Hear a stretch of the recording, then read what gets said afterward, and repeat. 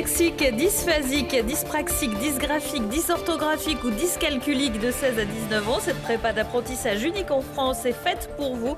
Elle a été créée par la Pépinière des Talents en 2020 à Moirans et a ouvert une deuxième classe en septembre.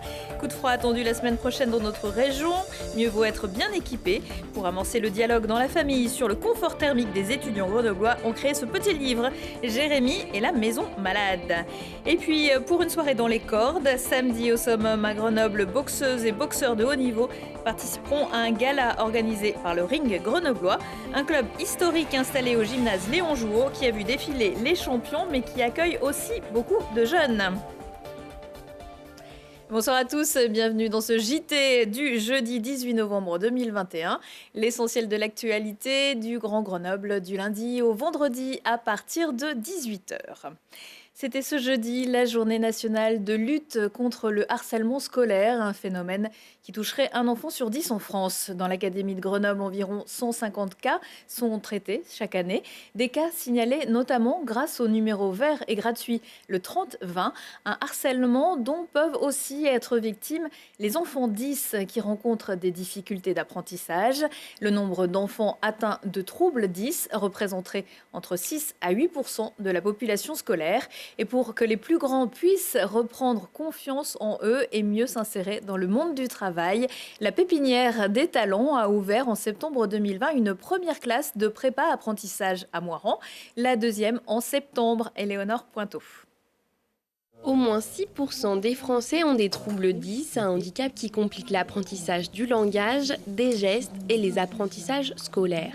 Pour de nombreux jeunes, trouver sa place dans une formation n'est pas forcément simple. À Moirans, une prépa apprentissage a vu le jour, spécialement pour les personnes 10 âgées de 16 à 19 ans, grâce à l'association grenobloise La Pépinière des Talents. Leur volonté, aider les jeunes à trouver leur orientation. Ce qui est important pour nous, c'est que le jeune, il ait envie de reprendre confiance en lui, qu'il ait envie de renouer avec des apprentissages. Donc notre objectif, il est plutôt d'accueillir le jeune dans sa spécificité et donc de lui apporter quelque chose en plus. Le temps d'une année, les 10 élèves de la prépa apprennent à gérer et à mettre des mots sur leur handicap. Accompagnés par des experts et des formateurs, chaque jeune peut se concentrer sur lui-même. Il y a vraiment beaucoup d'aide. C'est loin d'être comme au collège ou au lycée. On est vraiment suivi pour le coup. Je dirais que le fait qu'on se comprenne tous, que ce soit avec les formateurs ou entre nous, on s'habitue, on va dire qu'on avance, mais à notre manière. Et ils ont, comme dans d'autres établissements, des cours pluridisciplinaires. Ici, l'objectif est de consolider les bases. La méthode pédagogique est bien différente des méthodes d'enseignement classiques. Les élèves se reposent et étudient à leur rythme. L'espace dans lequel on travaille est modulable. Et l'idée, c'est de pouvoir avoir la posture physique qui correspond aux besoins du moment pour le travail qu'il y a à faire.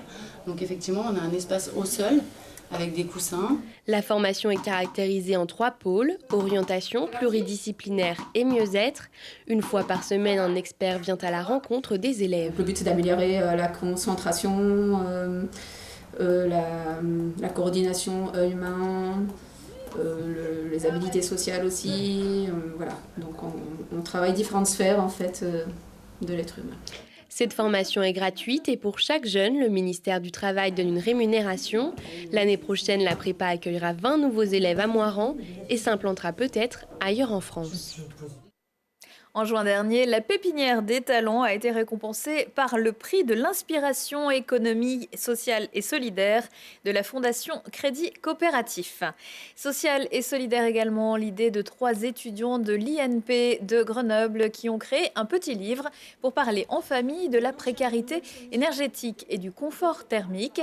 À l'initiative de ce projet La Chère Hope, un travail qui a notamment trouvé écho auprès du Centre communal d'action sociale de la ville de Grenoble. L'histoire de ce livre, Jérémy et la maison malade, c'est l'histoire d'amitié entre 2 enfants, Jérémy qui vit dans une passoire thermique et Camille qui vit dans une maison plutôt confortable. Et donc Jérémy va tomber malade pendant l'hiver et il va refuser d'accueillir son amie Camille chez lui parce qu'il a trop honte. Et puis à la fin, finalement, Camille va insister. Elle va rentrer dans la maison, se rendre compte qu'il y a un problème, en parler avec Jérémy. Et finalement, du dialogue entre les enfants va arriver un dialogue entre les parents. Et du coup, les parents de Jérémy vont se rendre compte qu'il y a des solutions existantes dans leur commune Et puis, finalement, ils vont réparer la maison qui était malade. Donc à la fin, ça se finit bien. La précarité énergétique, c'est d'abord un problème financier pour les familles, notamment du fait de l'augmentation du coût de l'énergie. Et puis un sujet qui est parfois méconnu tout simplement. Les personnes n'ont pas toujours conscience de vivre dans une passoire thermique. On espère bien que les parents se saisiront autant que leurs enfants de l'histoire et qu'ils en tireront toutes les conséquences. Vendredi et samedi, 2 journées d'information sur le thème de la précarité énergétique seront organisées sur le campus avec des associations étudiantes et des acteurs locaux.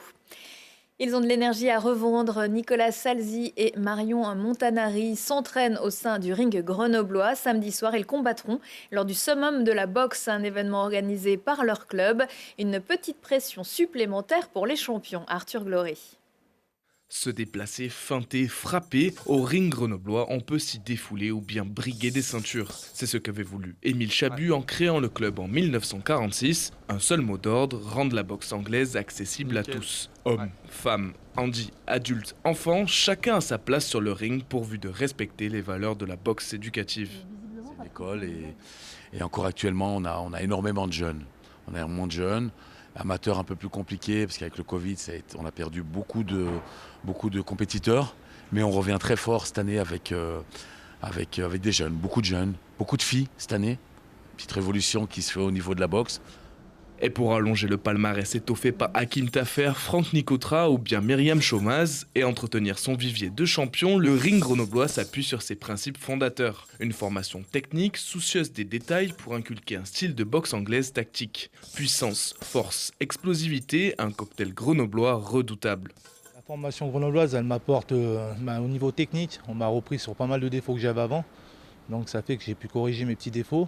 Et maintenant, je suis mieux sur mes appuis, je frappe plus qu'avant parce qu'on m'a repris justement, je n'étais pas trop sur les appuis, on m'a repris sur mes appuis, on a travaillé tout ce qui était tactique, donc ça m'a beaucoup apporté. Oui.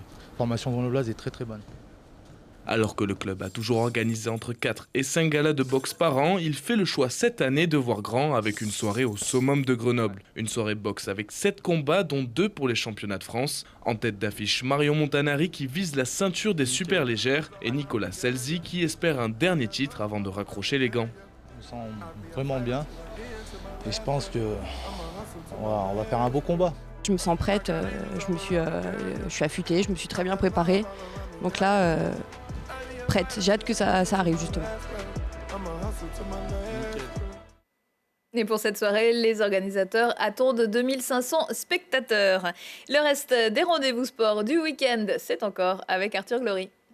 Amis supporters, ce week-end sera sous le signe du show. Du 19 au 21 novembre, la patinoire Pôle Sud revêtira ses plus beaux habits de lumière pour les internationaux de France de patinage artistique. Comme à chaque fois, la compétition accueillera les meilleurs mondiaux du patinage. 5e étape sur 6 du Grand Prix de patinage, ces internationaux promettent un niveau relevé à moins d'un mois de la grande finale au Japon. Alors rendez-vous le 19 à la patinoire pour en prendre plein les yeux. Un ballet d'épée sera aussi à l'honneur. Samedi 20 et dimanche 21, le Grenoble Parmentier organise le Challenge mondial U17 d'escrime. Épreuve référence sur le circuit européen, plus de 400 participants des 4 coins de l'Europe sont attendus en Isère. Au programme, des épreuves individuelles le premier jour et des épreuves par équipe dimanche avec des finales prévues à partir de 15h. Début de la compétition samedi à 8h. Enfin, place au sport co avec le quad rugby au rugby fauteuil pour la première manche des championnats de France de National 3. Samedi et dimanche au gymnase Malik Cherchari de Pont-de-Clé, 4 équipes. Le rugby quad Grenoble, Bourgoin, Toulon et Montpellier se disputeront la victoire en 4 cartons. Objectif, mettre un essai derrière la ligne, coup d'envoi des premiers matchs samedi à 9h. Et les internationaux de France de patinage qui se feront sans Maya Mazara, la grenobloise est forfait pour son premier Grand Prix senior en raison d'une blessure à la cheville qui n'est pas encore guérie. La vice-championne de France devrait reprendre la compétition dans 3 semaines. L'agenda culturel est également bien chargé en cette fin de semaine. La compagnie Malka est de retour au Grand Théâtre de Grenoble. Le chorégraphe Bouba Landril-Chouda a choisi de proposer à ses 3 danseurs un va-et-vient entre l'intimité et l'extérieur. Avec Miracle, il nous montre comment l'énergie et l'imaginaire de l'un et l'autre peuvent bouleverser l'univers de l'autre et le faire changer de direction. L'occasion de célébrer les miracles du quotidien. Ce n'est pas un miracle, plus un don et du boulot. Thierry Garcia est humoriste, imitateur et chanteur. Il sera à la Basse-Cour de Grenoble du 18 au 20 novembre pour son nouveau Seul en scène. Celui qui a prêté sa voix pendant plus de 10 ans au Guignol de l'Info reprend les mêmes ingrédients mais avec un ton plus relevé où la tendresse fait bon ménage avec la cruauté, l'humour et l'indignation. De l'amour chez les seniors aux dérives des chaînes Tout Info en passant par les nouveaux milliardaires mégalos. Les 4 et 5 mars prochains à Alpexpo, on mettra les doigts dans la prise avec le festival Holocène. Pour la 4e édition et après 2 ans en stand-by, le Périscope a eu le temps de préparer une programmation qui claque et choisit de mettre l'accent sur le hip-hop et l'électro. Sur les 2 scènes principales, des pointures comme Berrywam, 47 Terre, Meute, PLK ou encore Salut c'est cool et Enfants sauvages. Et puis une scène pour propulser les talents locaux. La billetterie est ouverte depuis ce mercredi avec les premiers arrivés, des tarifs plus attractifs à partir de 35 € le pass un jour.